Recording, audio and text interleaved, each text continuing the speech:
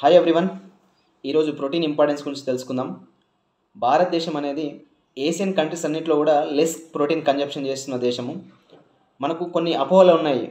అంటే ప్రోటీన్ అంటే only athletics కానీ, స్పోర్ట్స్ పర్సన్స్ కానీ, సినిమా వాళ్ళు కానీ వాళ్ళు మాత్రమే ప్రోటీన్ తీసుకోవాలి, రిమైనింగ్ వాళ్ళు తీసుకోవద్దు అన్నట్టు. అంటే చాలామందికి ఇంకా చాలా అపోహలు ఉన్నాయి. ప్రోటీన్ తీసుకోవడం వల్ల లావ్ అయిపోతాం అలాంటిది.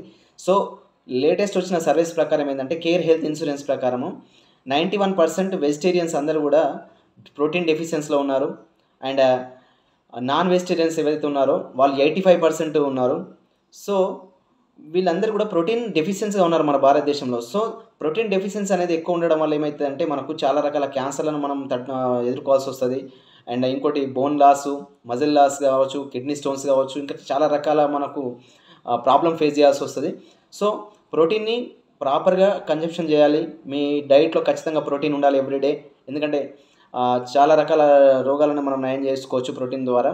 సో మీకు ప్రోటీన్ గురించి ఇంకా ఇన్ఫర్మేషన్ ఏదైనా అవసరం ఉంటే మీరు డైరెక్ట్ నాకు కాంటాక్ట్ అవ్వచ్చు. Thank you so much.